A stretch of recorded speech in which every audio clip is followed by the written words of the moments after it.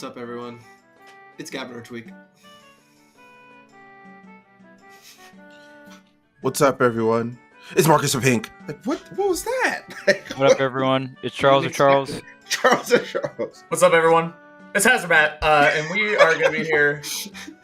One thing to talk about this week, one thing only, Smash Ultimate Summit 5, already being coined as the best Ultimate Tournament of all time between sets between Light, you and Leo, and Cola, and Acola, and Proto, and DeBuzz, and Gluto, and we knew when we saw this roster for just the invitees, when we saw that, we knew it was going to be a banger. And then we got the vote-ins, which were all wild cards that could do a lot of damage in that bracket. But we knew this was going to be a banger bracket, and it most certainly was. So, yeah.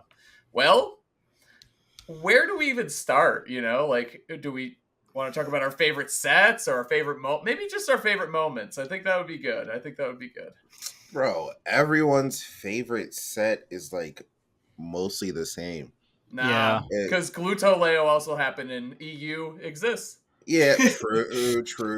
Proto won great set. Proto won the tournament. That was my favorite set. Exists. Yeah, it's true.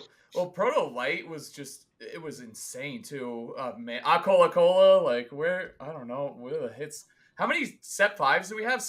Game people fives, it was a lot. People kept DMing me like, now it's 14, now it's 15. Yeah, myself. Yeah. Spargo, Gluto, Leo, and Light. Yeah. Those are all like headliner sets. Those are all grand finals at like definitely so many in other tournaments. Definitely over double digit for sure. Like I feel like over half the sets at Summit were Game 5. It's like no exaggeration. Like over 50%. I don't know the exact percentage, but it was a lot. I couldn't tell who was winning any set. Like I was sitting at my house like, oh dang, somebody's up 2-0. Well, I mean, Game 5. What? Yeah. There was so many reverse 3-0s. There were a lot. Now that I think about it, there were a lot of reverse 3-0s at Summit. Holy crap! Yeah, that was a good tournament. That was the tournament ever. The best tournament. I mean? That's it. And it's like the most. I think as a spectator, it was probably the best tournament. I mean, for me, it was the most like fun to watch tournament. So I think a lot of other spectators can agree from a spectator point of view. And even just in terms of the hardest tournament we've ever experienced, I think this is the hardest ultimate bracket we've ever seen, which is crazy because it's a 16-man invitational, right?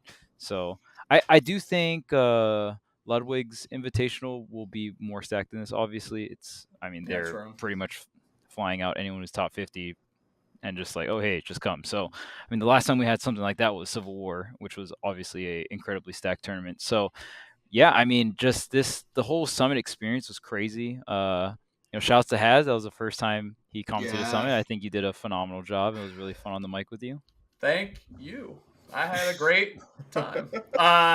Thanks, man. It was what an experience because it's one thing to watch it at home, which obviously I've done with the other 4 Smash Ultimate Summits. Actually, there's a VIP at one, so 3 other ones. But to be there, dude, you guys said like when the roster was first revealed, there were people started like talking to, like TK and you and Bam and Phil.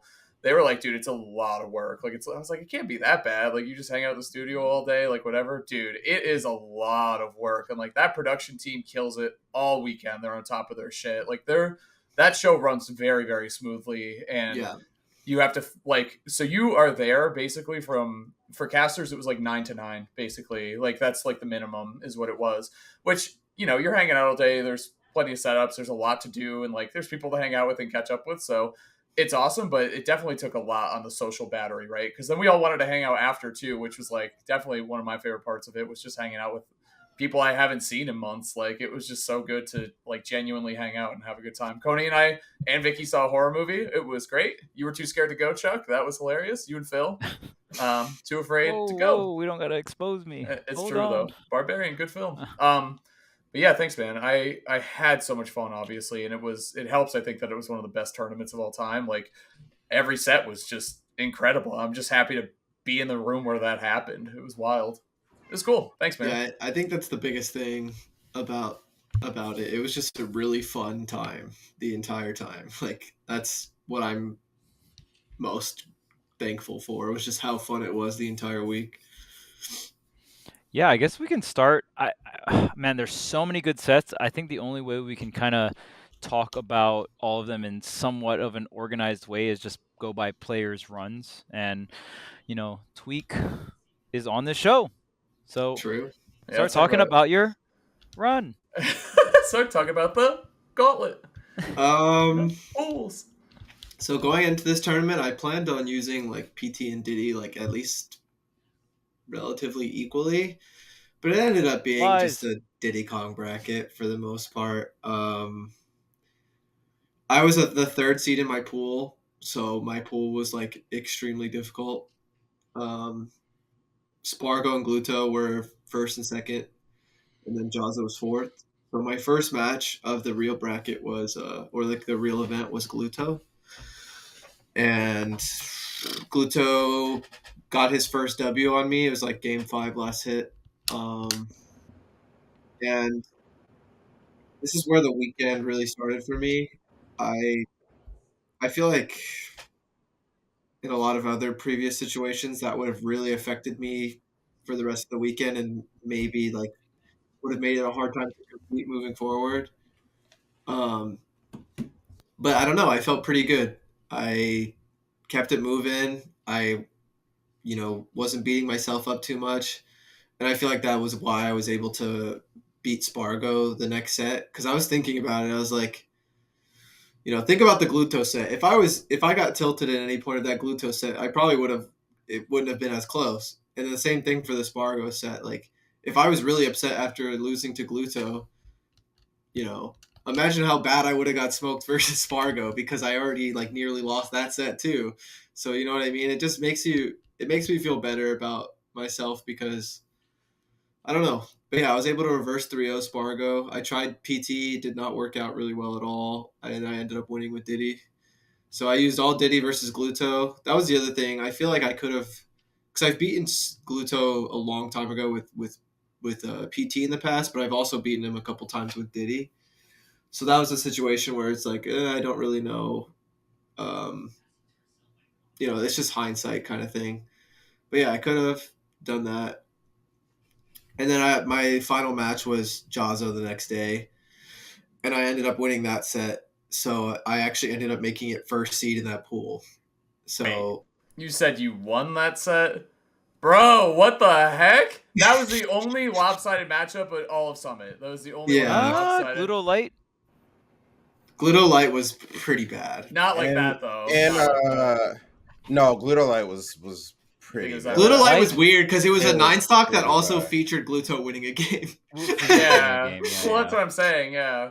I think on paper, Tweek was more dominant because he didn't get the 9-stock, but he got the 8-stock, which is like, and no games lost, right? So. Well, yeah, technically, Light lost 3 stocks. Yeah, so. That's what I'm saying. It was not. You're pretty decent at the Ken matchup, is all I gotta say. Yeah, shout out to Haz for that.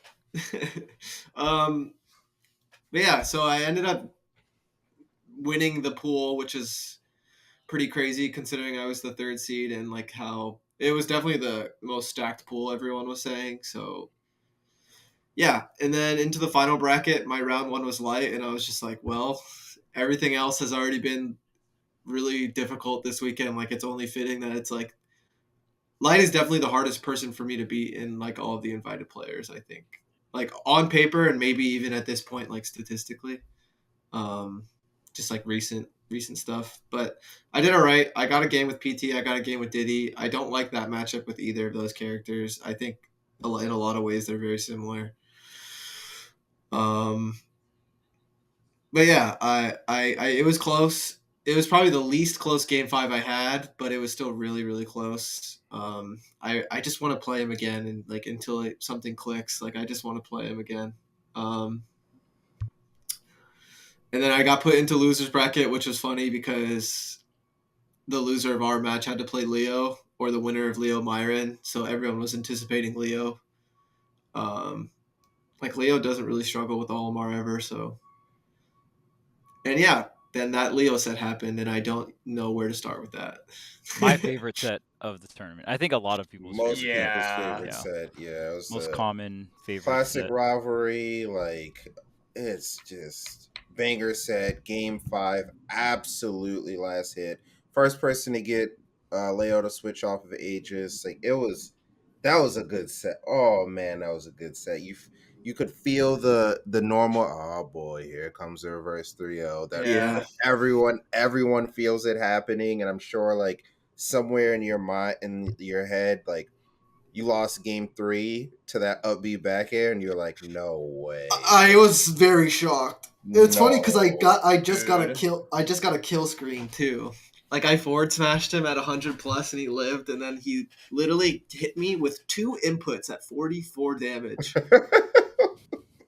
I was like, what? Like, what's the point? Dude, yeah, and you, Marcus said this, but you unlocked like the final boss basically by you 3-stock Pyro and Mithra in game 2. He was like, all right, I've had enough. I thought he might go Joker too. Like I thought that wasn't off the table. That wouldn't have worked. Yeah, I don't think so either. But I mean, I was like, he's not gonna get 3-stocked and then go Pyro and Mithra again. Like it's just not gonna happen. You know, like there's no way. I was curious if you were thinking about switching at all at any point. I didn't think so because you look comfortable, but yeah. I don't have experience with any other character versus Byleth but Diddy. Okay, yeah. Well, that's easy then. So I felt pretty locked in. And honestly, I felt locked in every set for some reason, which is interesting because maybe that could have changed some of the outcomes, whether it was winning or losing, if I switched up during the sets. But for some reason, whatever I stuck with, other than a light set, I felt pretty locked in. And that's not even a bad thing. Like, versus Alcola, like I just locked in Diddy and like, just did what I could, even though I definitely could have picked like a more favorable matchup. For some reason, I just did it. You main Diddy Kong.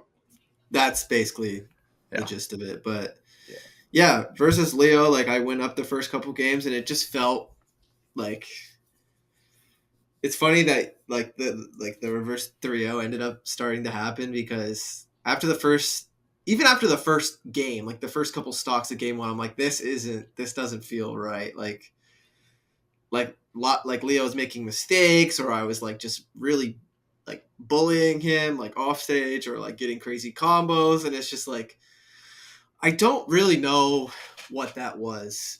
Like even thinking back to it right now, I don't really understand what happened because like I don't want to blow up Leo's spot or anything, but Leo seemed really stressed out for the start of the set, like talking to himself, like breathing super heavily. And this happens with everyone. Like every time I've played Gluto over the last year or two, like he's the same kind of thing, like super stressed out. Like I'm like, bro, are you hyperventilating right now? Like especially when you're like up there with them and it's just you and them, like, and it's like pretty quiet. So I was like, real, like, especially because I feel like statistically Leo shouldn't be that worried to play against me. So it felt strange. Like maybe it was loser's bracket, or like, it could be anything. I don't want to like dive too deep into it. And then after the second game, I'm like, what is going on? You know what I mean? It's like, it's like I've played against this person so many times that like winning this convincingly, like there has to be like this is a trap. And honestly, it ended up feeling like that, especially after like you're about to win the third game and you literally die in one singular combo at 40%. Like it's just everything you did just gets deleted in a single moment. So I was like if anything, it's so funny. Despite how stressful and how terrible the situation that is for me, it felt more normal than the first 2 games. It really did. Like losing or like having like last stock situations felt way more normal than like 3-stocking Leo. Like I'm just like, that's just not supposed to happen. And then I think the level of focus and confidence and being calm like really helped me keep it together, because I feel like at some points in the last game I was at a bit of a deficit and I was able to just do a couple things just to keep it competitive, and that's what really won the game for me. Obviously like that like the final hit is what won the game, but I think the biggest thing is like being down a stock or being down percent and like being able to like slowly weave my way back into the game is what like put me in that situation in the first place. So yeah, it was a great set, and I think honestly for me, I don't want to get too mushy in this podcast, but That's what it's for. like for me, I think that was the most important set of my entire life. I'm not even gonna I don't think anything else comes close. Like I've been beating Leo a little bit more often lately, right? But that set was different. Like when I beat Leo the last few times, it was like 3-0s or 3-1s, and I've even reversed 3-0'd him the first ever time we played, but that's before any of this precedent was set up and like before the rivalry and ultimate was even a thing. You know what I mean?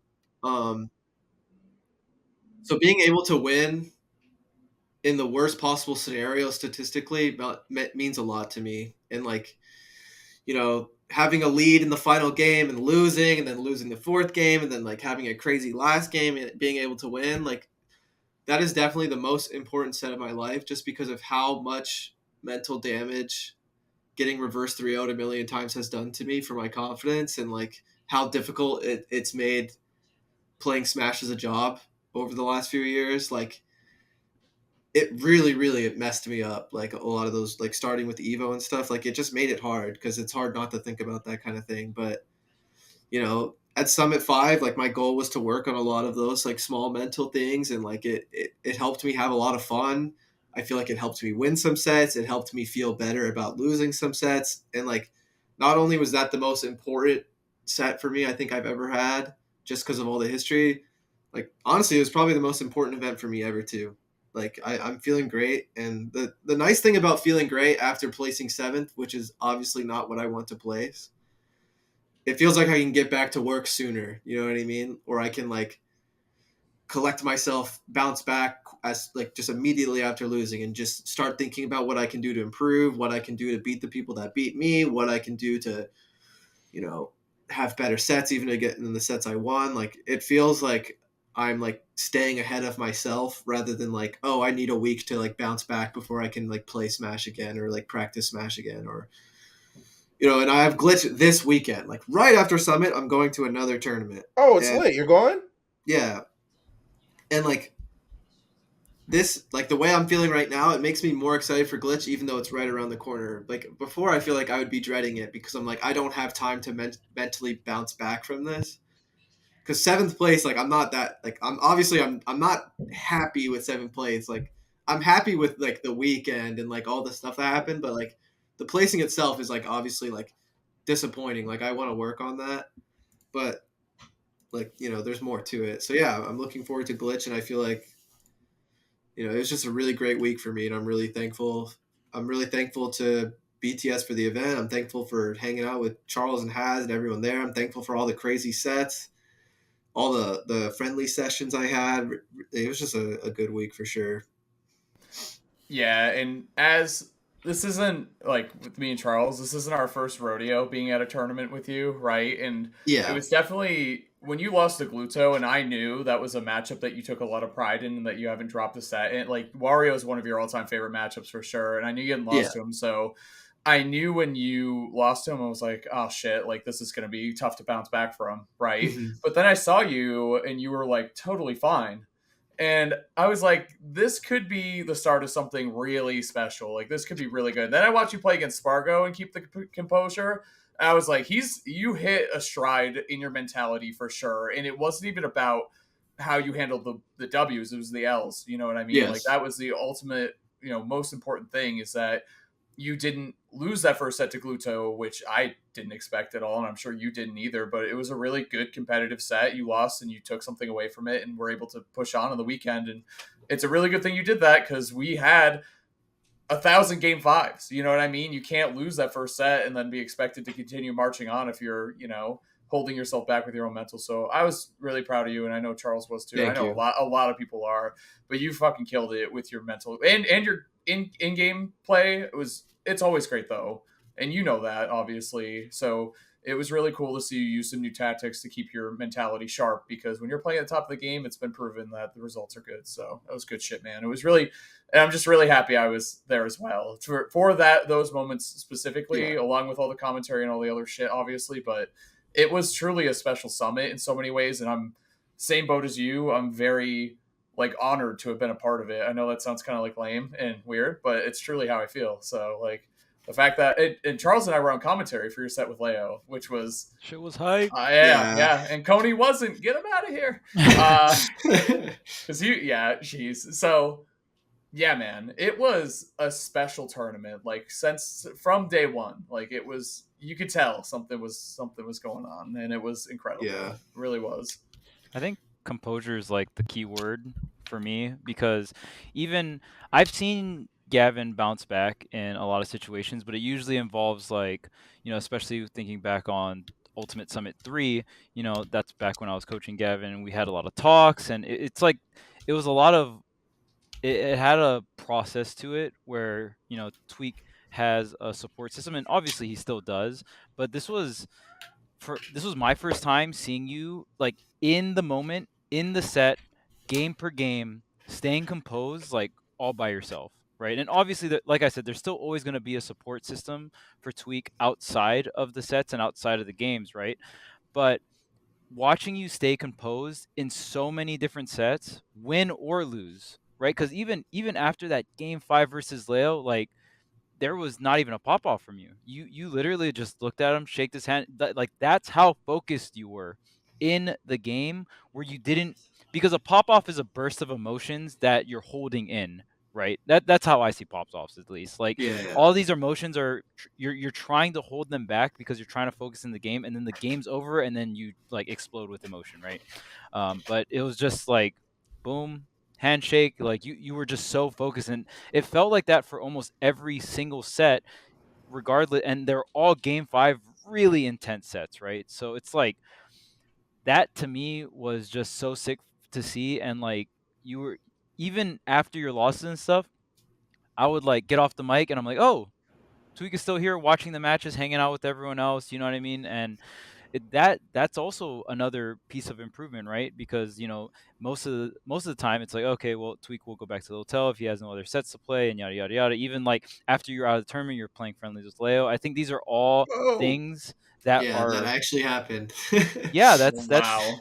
I think that's a huge improvement on your mentality and composure, and even you saying things like, I'm so ready for glitch. Like I don't Yeah. feel like so yeah, I know that you started talking with like the sports psychiatrist at TSM and stuff. Do you think that's like a big part of it, or That's like everything. Yeah, that's the yeah, whole yeah. reason. Like, yeah, it's been going well. Like, just having a consistent routine and like someone to talk to, and like especially it's what I like about it is that they don't know anything about Smash, yet they're learning about it through talking to me. So like they have like having their perspective on like just raw competition is really interesting, because I can talk to like you guys all I want, but you guys know so much, and sometimes I feel like that makes it strained. I don't know how to word this, but you know what I mean. But yeah, it helped me keep it together. Like I gave myself a lot of things to work on, like over the weekend, like whether it was in game, out of game, like after Summit, like before the bracket started. Like yeah, it was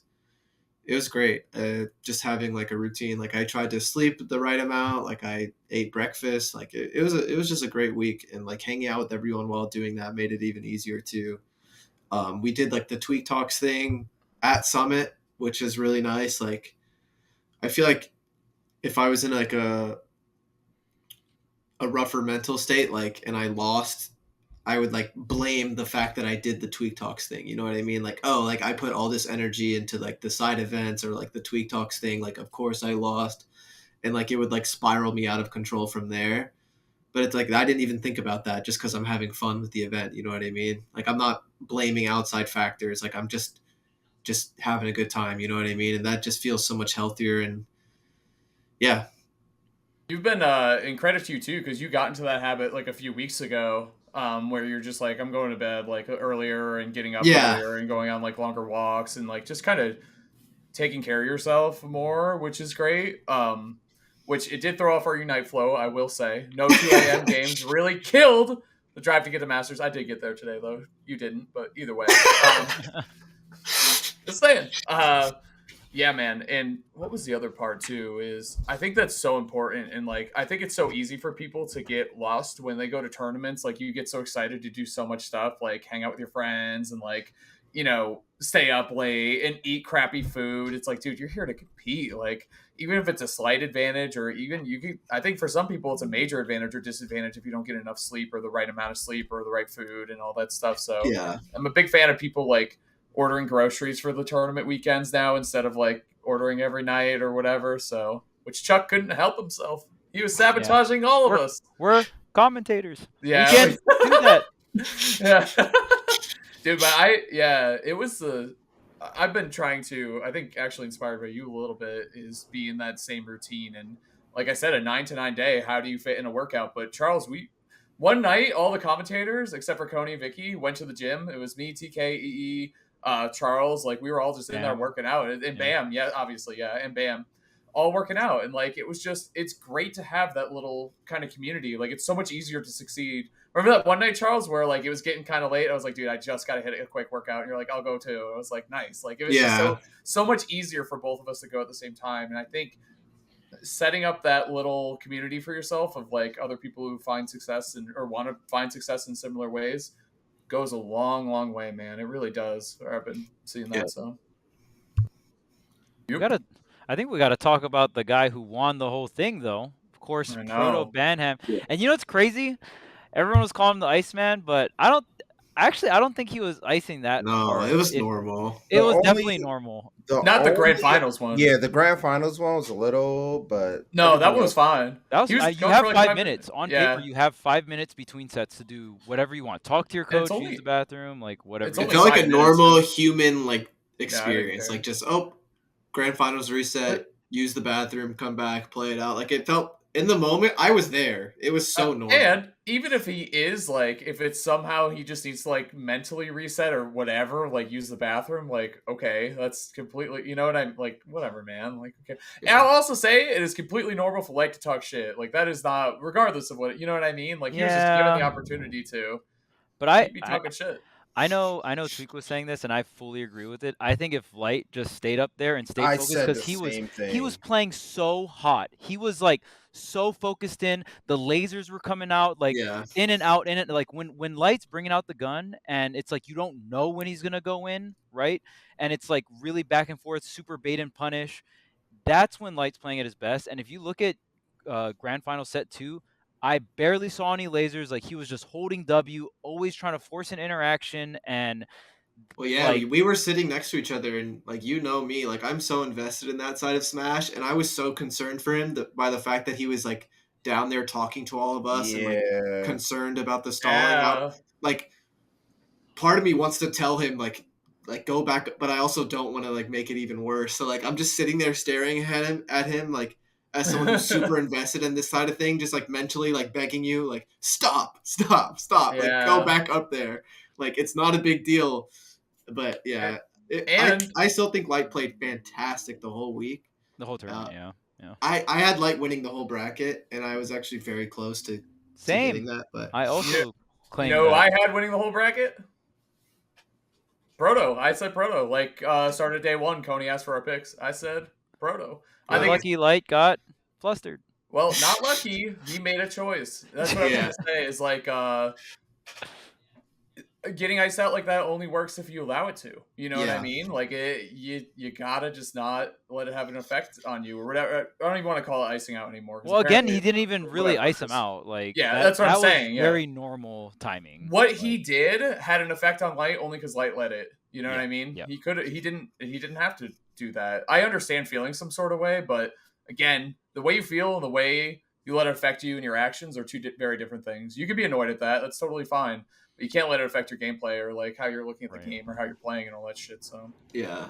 And I think that's something I really loved about this tournament. Any tournament really, because there's so many like good players and stuff. But we had some of the best like specialists out there. Like Proto's like Lucina is like, we've always described it as like one of the most special things Ultimate has ever seen, especially because it's Lucina, which is very cookie cutter character, but like Proto's Lucina is genuinely different and very beautiful. Like, and Light as a player, like not even just Light as a player is also this, like just very different. Like Light is always super built different. And like, even like Myron's Olimar, like there's like so many people that are just so great with their characters, and I feel like everyone pushes their character so far. Like, like Leo's Byleth, when that comes out, it's like, like the air like changes, like it's so different and like polished, and like Gluto's Wario for so many years now, you can just see the amount of effort into everyone's characters, and I think that really gives Proto the edge to being able to win this tournament, because he's like using the Lucina efficiently. He's not afraid to switch characters when he wins. He's not afraid to switch characters when he loses. And then the Min Min is so consistent and plays so well. Like, even his Min Min has a bit of that specialist vibe. Definitely not anywhere close to the Lucina, but even then, like, Proto definitely does things with Min Min that I feel like are very unique and special. So, and that's something I occasionally try to do when I'm playing a bunch of characters, is like switch when I win and being able to switch when I lose, and like having a really in-depth game plan, or also just being able to like free flow it. And I feel like, whenever Proto switches, like a lot of the time I can't even come up with a concrete reason why, but he just like does it anyway and like just plays his heart out. And I feel like that there's something really interesting about that. Congrats to him for sure. You know who else I would 1,000% put in that character specialist category is Cola, because he tried them almost. Pretty much everybody there, obviously, right? Yeah, but Dom Cola, with the Belmonts. Yeah, Hazmatt with Ken, obviously. Yeah. It doesn't need to be said, but here we are.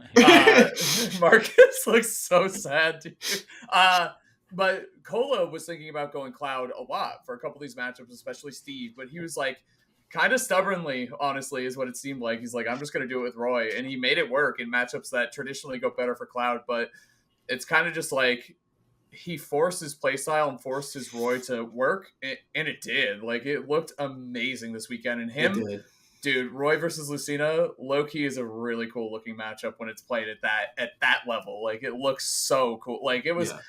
I like both of those players a lot separately, so you put them both in the same set, and it's just, obviously it's going to be amazing. Yeah. Talk about Cola versus Proto, obviously. Yeah, as someone that wasn't at Summit, Marcus, and especially because we've been talking for so long, like, how do you feel about Proto's win, the tournament in general? In general? Because we're talking about Cola right now as well, I was very, very impressed with Cola's, like, grit. Yeah, I guess is the word I want to use. Like, even if he was down, like against Light, he was getting farmed, and he was like, "Bro, I'm coming through." I do think that the weekend took a toll on some players. Yeah, like obviously, like, some people have like Gluto has like hand issues, right? And like, yeah, I don't know what happened. Like, Gluto was playing on fire. He lost. He played Light, and it was like the controller wasn't even in his hands. He said he would like try to hit his C stick or his buttons, and he just couldn't do it. Like, I was like, definitely took a toll on him for sure. The weekend got him. Like, he's just not playing. And then even with Cola, like, Cola, he played so many like sets. He had the reverse 3-0 against Light. He had to play Proto right after that. He almost won game 3. He got the kill screen. He lost that game, and after that game, for the rest of the bracket, because he only played 3 more games against Proto, and then he played against Light, it didn't look like it was there for him anymore. Like he just ran out of gas. And that's the thing about Summit, right? Like, I'll say it all the time, but it really is a marathon, because you got to do the side events if you opt in. You're there for literally like 6 days. And it was really tough seeing some people. Like, when I saw Cola beat Light, I was like, Cola's winning the tournament. It just felt like he was winning the tournament. He was playing on fire, and he was beating Proto, and then he lost that game, and Cola was gone. He was just gone for the rest of the bracket. And it was really tough to see him go out like that. Tough to see Gluto go out like that, but they played phenomenally all weekend. Obviously, Tweek, we talked all throughout the weekend. You were doing very well. It was good to see you try out PT and bracket. It seemed like you were kind of comfortable, but not that comfortable with them in a bracket setting, so you opted to go mostly Diddy. Even if the matchup wasn't specifically in your favor, that was super sick to see that you were just like, you know what?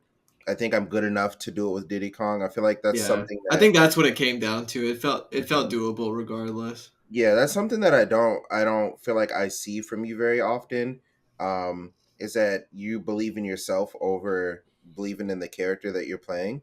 So it's really cool to see you like go, I think I'm good enough to do it with Diddy Kong. Like you believe in yourself with Diddy Kong. Yeah. Where a lot of times I feel like you believe in the matchups a little bit more. Yeah. So it was really, really cool to be like, you know what? I've put a lot of time into Diddy Kong, a lot of effort. The matchup may be a little rough, but like I can figure it out essentially. Like, so that was really cool. From my end to see you really like bunker down and be like, I got this. Saw you playing Sephiroth in friendlies, but anyway, No, why did you do that? I just saw you playing Sephiroth in friendlies, bro. You did I'm it. thinking Glitch? about it. I'm It's for thinking glitch? about it. Oh no. I Glitch didn't do it. Sephiroth? Moving on. This Anyway, is next week. Next week. Oh god. But Proto was definitely like one person that I felt was going to be very consistent, especially when I saw him beat Light in the in pools. I was like, this is a different player this weekend, because you got to remember last summit, Light was the person that stopped him, right? Yeah. Right. And it was not close. That set was not close at all. But this summit, he beat him in pools. I was like, oh, I saw the Min come out. I was like, if he learned how to edge guard, Light's gonna be kind of shocked. Like he's gonna be like, wait a second, like I have to be a little bit more careful, because if I get thrown off stage by Min at literally 0, I might die, right? And that happened where like he was winning, he did up smash on Proto shield, Proto grabbed him and did back throw, and from there he got the powered up dragon arm. I think he won like one more interaction and he killed him. And it's like, that puts the fear in someone, and if you can put the fear in Light, you can play the game. Like Yeah, if Light doesn't respect you, oh no, it's curtains. But if you put a little bit of fear into him, you get to play some newt, you get to enjoy yourself, because he's so worried about like dying off of you hitting him once. Yeah. Which a lot of people aren't doing against Fox, which is why he feels so comfortable all the time.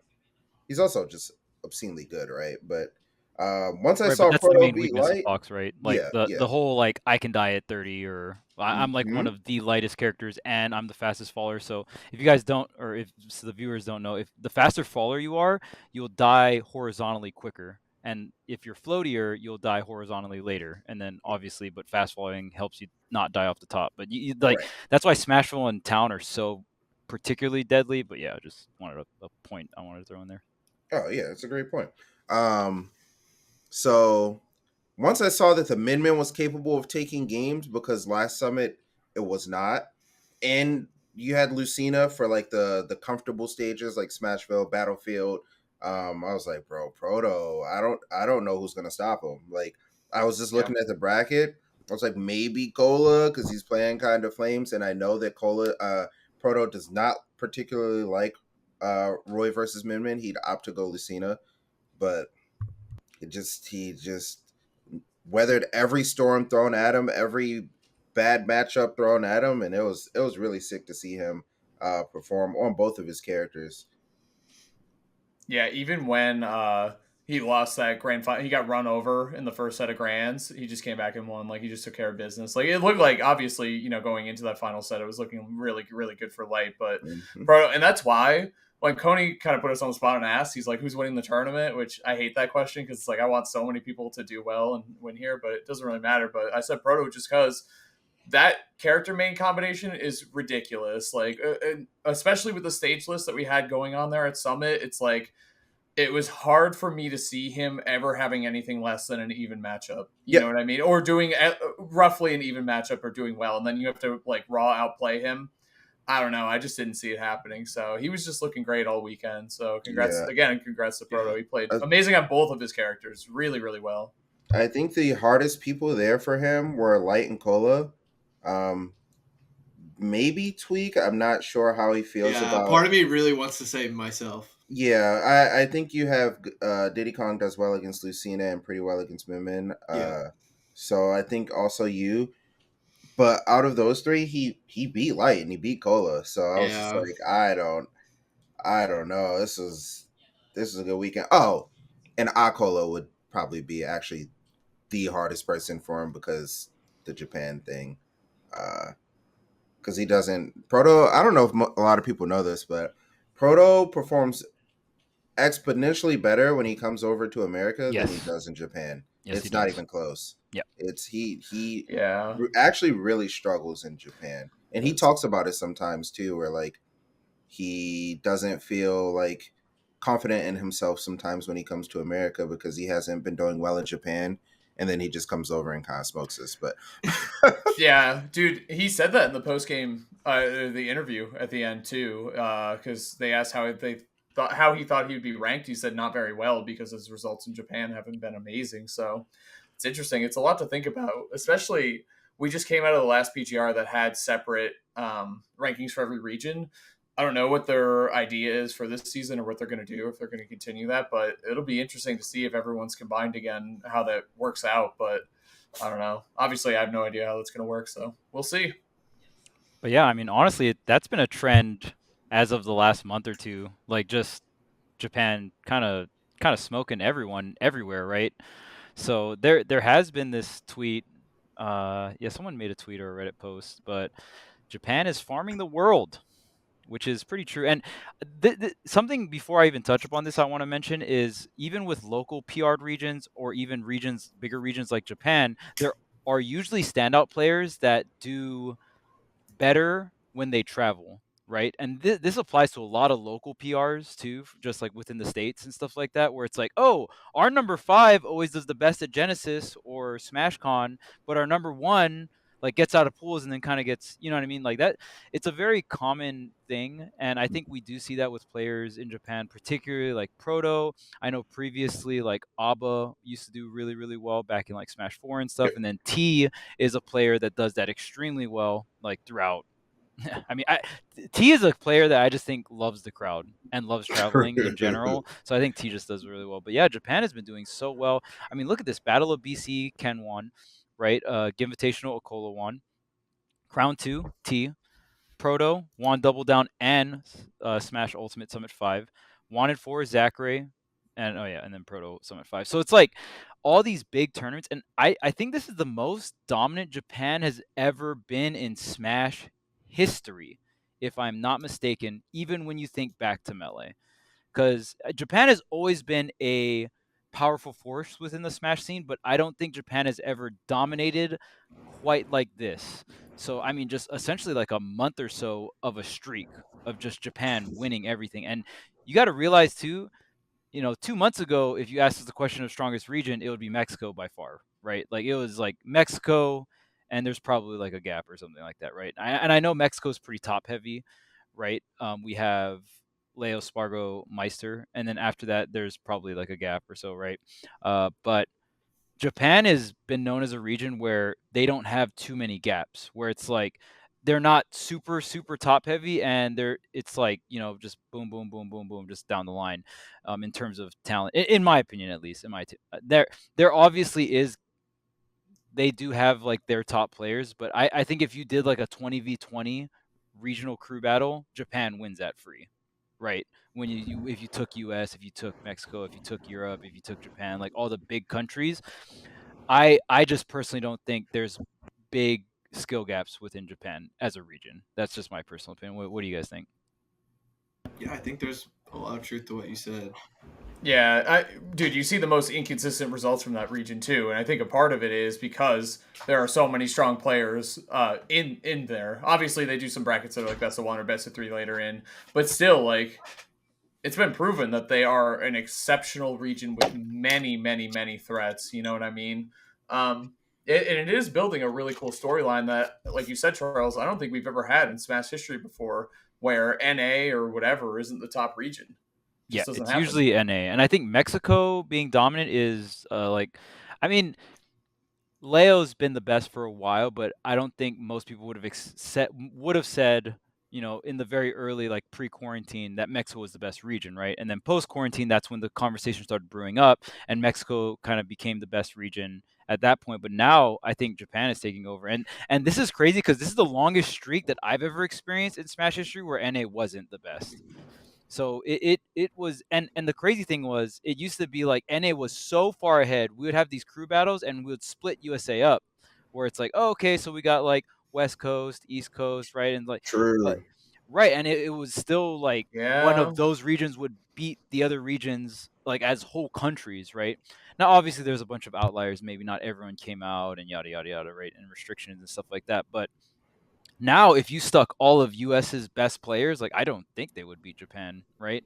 And even against Mexico, it'd probably still be very, very close. And then, but I think as of right now, it's very clear. And if you just look at results, Japan is clearly the best region right now, and it's a very interesting position for that region to be in, because I think I think it's also exciting because a lot of spectators just really love Japan or Japanese players, right? They just love the character specialists. They really take the characters really far. I mean, recently, if you watch Japanese tournaments, they had a Dr. Mario that got third. Like, that's absolutely insane, right? So it's a very fun region to watch, and it's really cool that we're getting to see them travel out a lot more, because even in the past, Japan hasn't really been able to travel. You are very privileged to be able to travel, but now we're seeing an ultimate that there's sponsoring players, right? Like, the culture is kind of catching up in terms of esports, at least in the Smash scene, right? Where these players are getting sponsored, and now they can kind of full time focus on that. And even some of the younger players like Akola and Zachary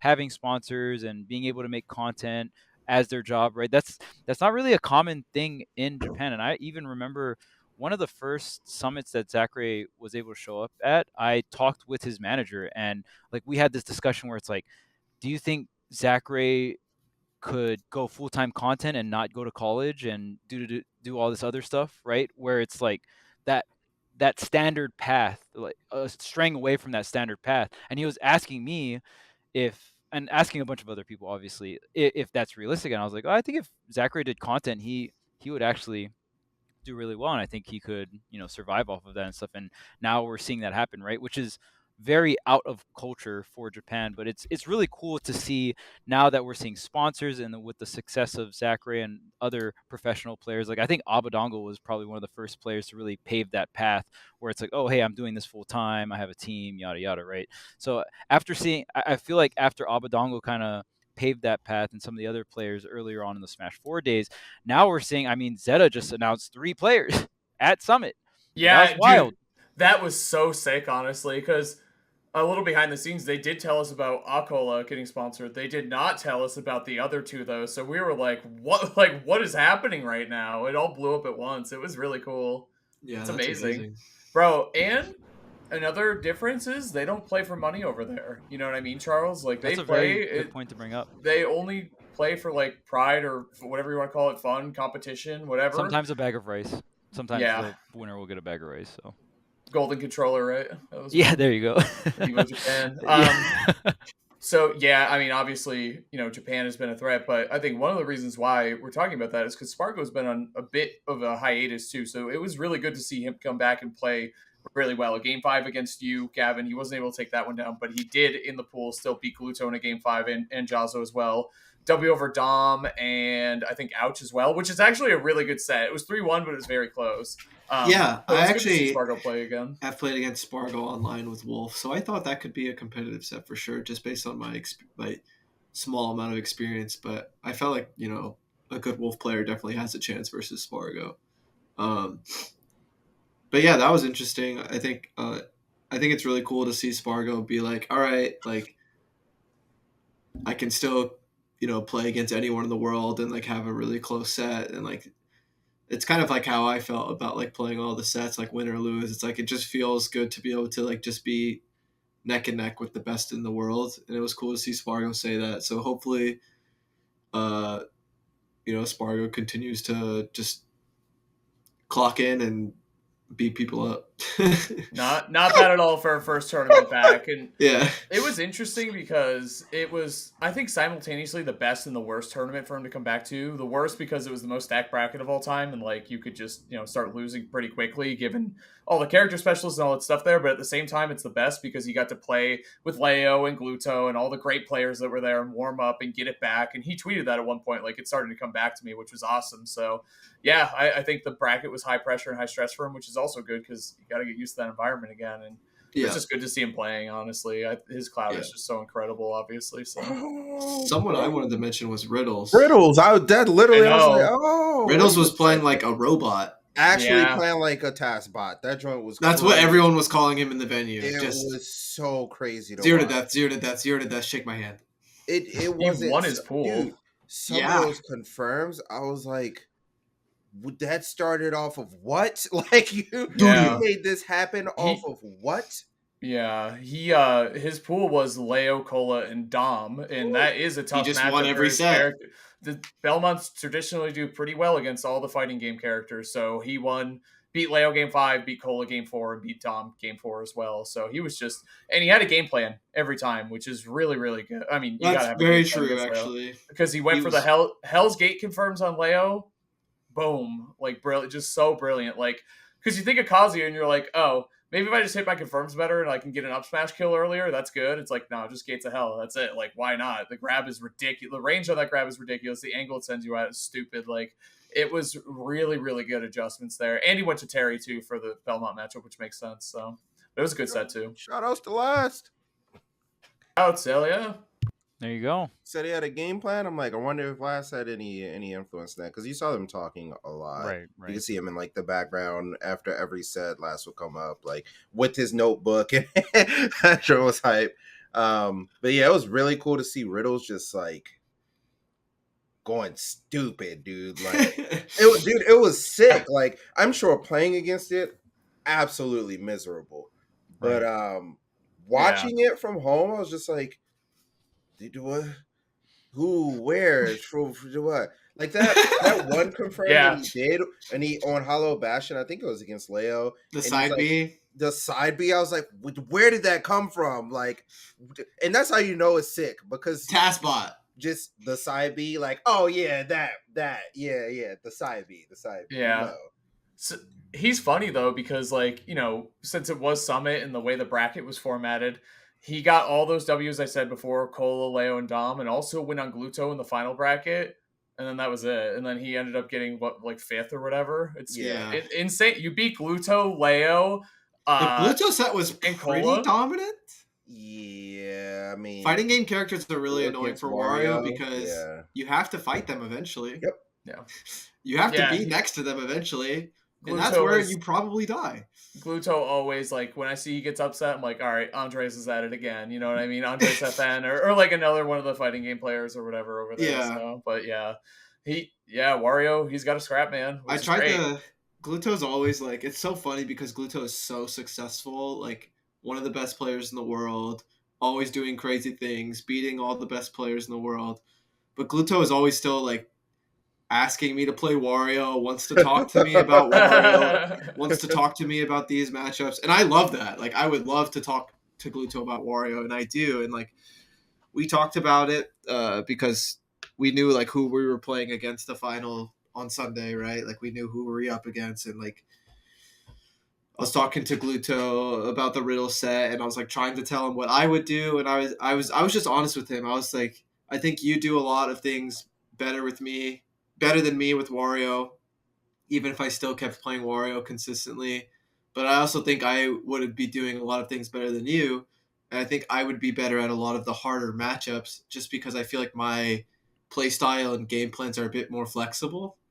And I'm willing to do more things in neutral than Gluto, like timeout, like camp super hard, like yeah. And I was trying to tell Gluto, like, you have to be more about not getting hit than hitting them, and it didn't compute. It just didn't compute with Gluto. Gluto was like, what? Like, how do I win? Like, because Gluto's advantage state and like, you know, like all that stuff is really crazy. And I was like, you gotta be willing to time them out, and it has to be more about not getting hit than hitting them.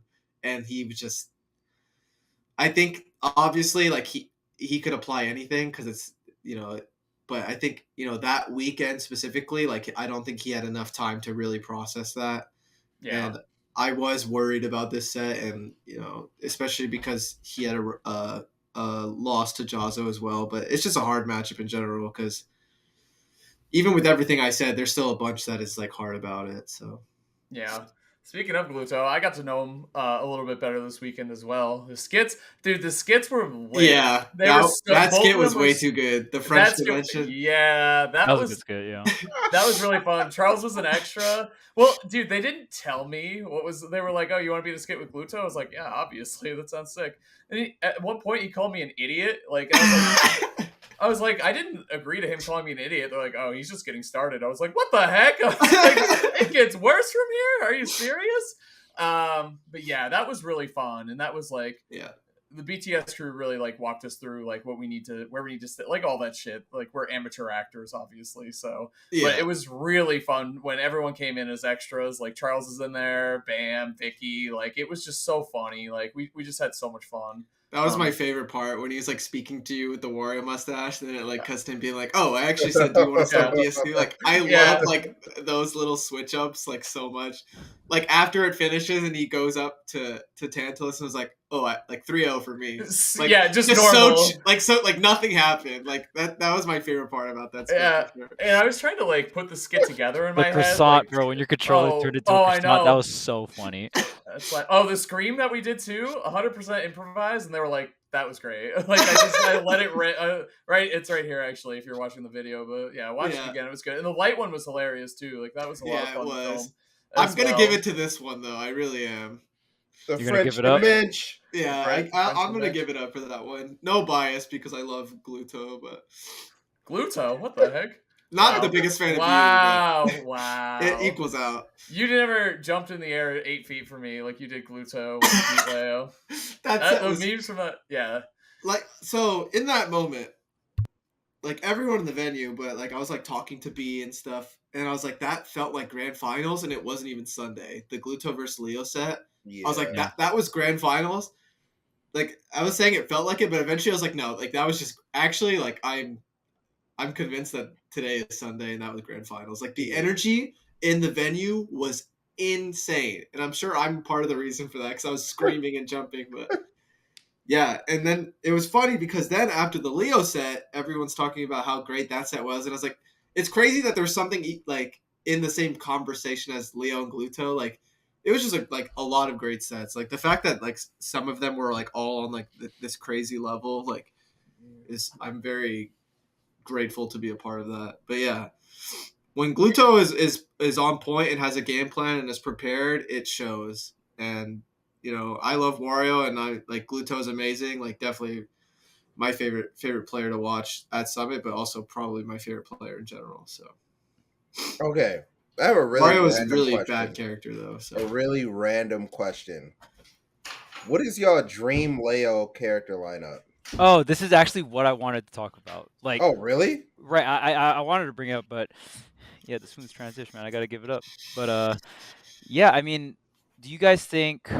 Because this is something that I actually talked with Leo about this weekend. We were just talking, and we ended up talking about this, and Cosmos was joining in on the conversation, and we were kind of talking about like, is Aegis a good pick for Leo? And I think. Yes. I think it is on paper, but I will say here's my thing. Like on paper, sword character, right? Consistent neutral, but Aegis generally will get KOs or stocks at around 100-ish, right? Is like a normal time for Pyro to get the 4. Cosmos down air up smash my Squirtle at 45. All right, you're served. Well, it's like, okay, lighter characters will get down or up smash at like maybe 60, 70. Like if I'm Fox and I get hit at like 60 or 70, I'm dead or whatever, right? So that's like the earliest you can get a stock. Either way, you're right. I'm just complaining, but absolutely. So I think Aegis doesn't like Leo is a clutch player. When you think about it, like think of all of his greatest wins, it was because he had like this really hard read in this game 5 last stock situation or a very pivotal moment in the set. He gets this really hard read and he cashes out like extremely hard. Gets a stock at like 50% or 60%. I mean, look at Joker Arsene, right? I mean, how many Leo back airs or whatever have we seen, or like down air up smashes, right? Really clutch, gets him set, very pivotal moment, has a external resource that he can cash out for a very early stock. I think even his Byleth is the same way, where it's not necessarily like a comeback mechanic. Like I think Byleth is Byleth is so special. Let me just say that, dude. Yes, It has the trust me, it has the definitely And like I definitely. I think not enough people say that either because they think of his Joker when they think of that as well. But like because it kind of overshadows it in that way, which is insane to say because the Byleth has been that good for that long, you know. Yeah, but Byleth can cash out on really early stocks. We actually saw Tweek having to spot dodge. I don't know if that was on reaction or if you just felt it, but the you down spot smash. dodged the second hit of down smash, and that I think it was just reaction. that I would have lost you the game Crazy. if you got hit by it, right? Yep. Yeah. And there was even one other down smash that was just missed space. Like the first hit down smash was barely missed space, and I don't think you can react to that. But like that would have also lost you the game, right? Because it's just he's killing you at 40 because he's conditioning you with shield, but like Aegis can't do that. Aegis doesn't like, oh, I'm gonna read you in this one specific moment that I've conditioned throughout the set and get your stock at 40. But Byleth can, Joker can, right? And I like me personally, when I was just talking to Leo, I was like, yeah, I just think you need a character that it kind of sounds like BM to say like, oh, hey, you need like a character that cheeses people or whatever, but like you essentially get really hard reads and you're really clutch. It's the conditioning throughout the match that is exactly his long-term conditioning is some of the best I've ever seen. Yeah, because he's like comfortable being down 2 games because he's psychotic. Right, and it's like you need a character that gives you bang for your buck for your strength, right? Like when I think of Tweek is like Aegis would be a great character for Tweek because it's like, oh, you just want consistent neutral, consistency across the board, and you always want to win neutral. And yes, right. And it's just like, okay, well, that makes sense for Tweek. Now, is it Tweek? Does that mean Tweek has to play Aegis? No, but like, and there's other characters that can give Leo his bang for his buck, right? I still think Leo's Aegis, compared to every Aegis in the world, has the it factor. I still think it has it, but he says when it's tournament versus friendlies, he says it's hard, and I feel the same way because I did try Aegis too, and then when I play in bracket, it's rigid and like not fluid. Like it's just fear of dying early or fear of messing up. Like, did you just say Aegis is hard to play? No, not even a little bit. But we're human beings. What I'll say, EE took a suck off that Aegis. See ya. Oh, I'm taking a suck. That Falcon was clean. No, that's please. generous. Rapid jabs in the center of the stage and Falcon kicking everywhere. Falcon kick was too lit, dude. He just kept going. Oh my god, that was so funny. Think so. In terms of Leo's lineup, right? I think it's hard to talk about this because we can think of legacy characters from other games too. It's not just Smash Ultimate picks. It's like talking about Tweek. I know. It's hard because the players are so good. If it's between his like 3 character or like a handful of characters in Ultimate, it's way easier. It's like Byleth and Joker. No, you know what I mean? No. Here's my opinion because don't say Ike or something. Cannon Richter first. No, that's my. Oh, what the heck? Imagine. I would be pumped, honestly. The thing. So I like Charles's X Factor thing. I totally agree. It has to have a sword, right? Like the character has to have a sword. We're not going to disagree there.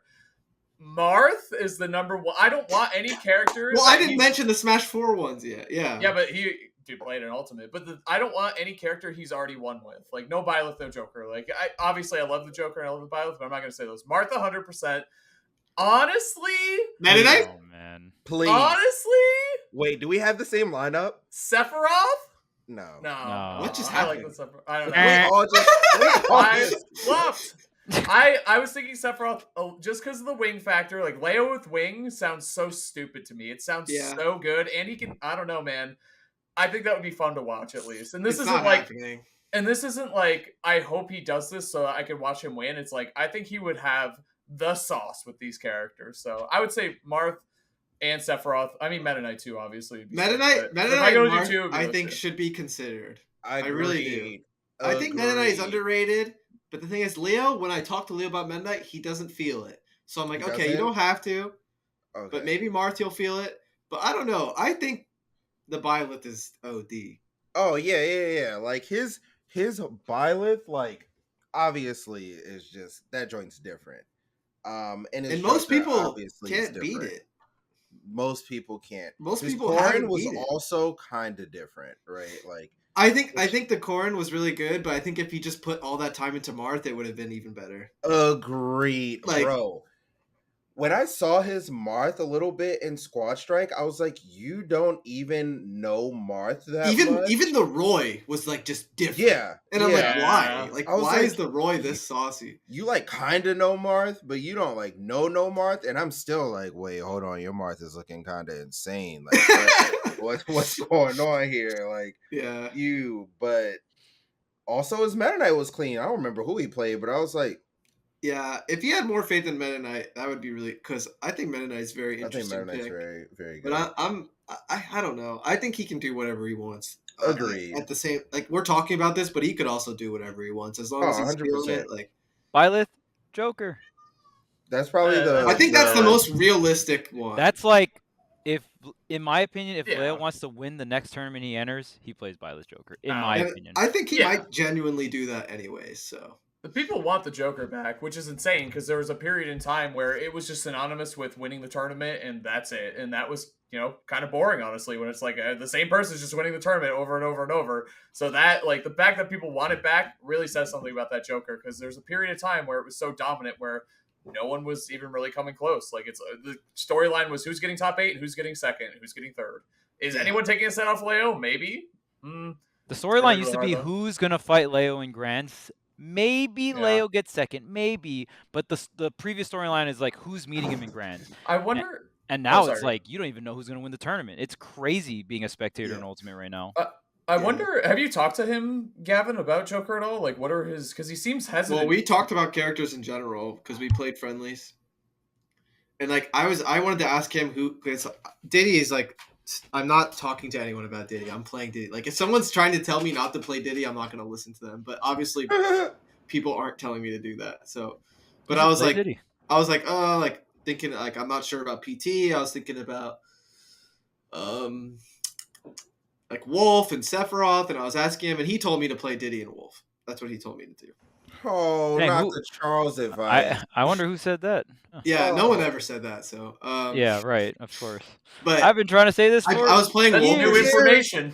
I was playing Wolf versus him, and I like did a couple things. He's like, "What are you doing? Not playing this character?" And I was like, "I don't know, man." You're bored of him. That's why I can answer all these questions right now. I can tell you why you don't play these. Because I was playing Sephiroth and Wolf, versus him, and then we were talking, and like he has so much fun when he plays Byleth. Like he was doing a bunch of crazy things, like the up Bs on the wall, like B reverse arrows, like killing me at like 0%.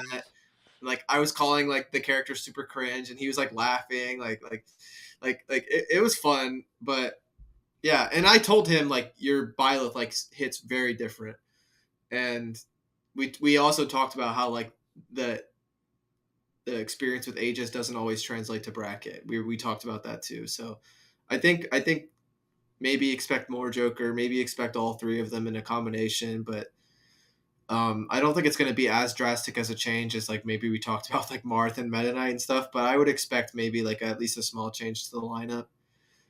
For both of us, maybe. But nothing insane. Like, the characters you're seeing will not be the biggest surprise, I guess.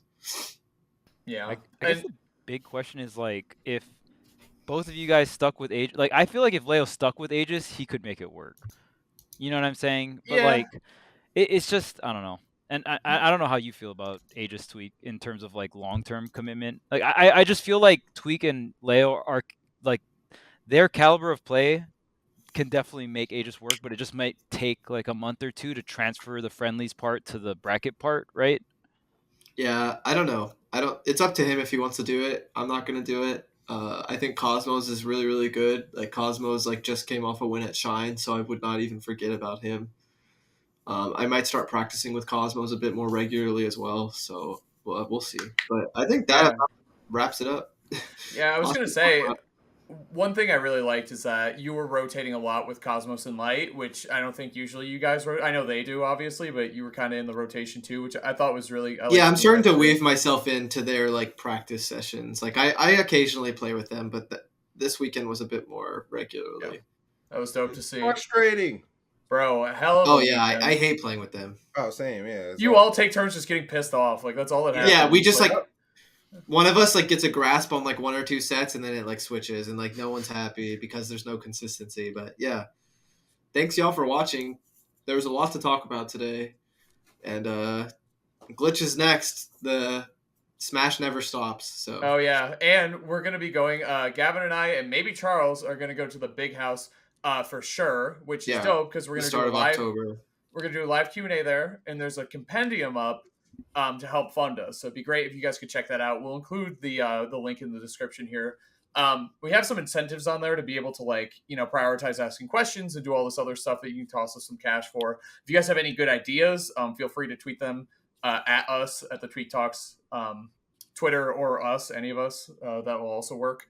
So we're putting together this compendium. We want to get some, going to be doing some work with the big house people, which is great. But go ahead and check that out. Links in the description below. And that aside, yeah, I think that's it. Thanks, y'all. See Yeah. ya. See you Good. later. Oh, no.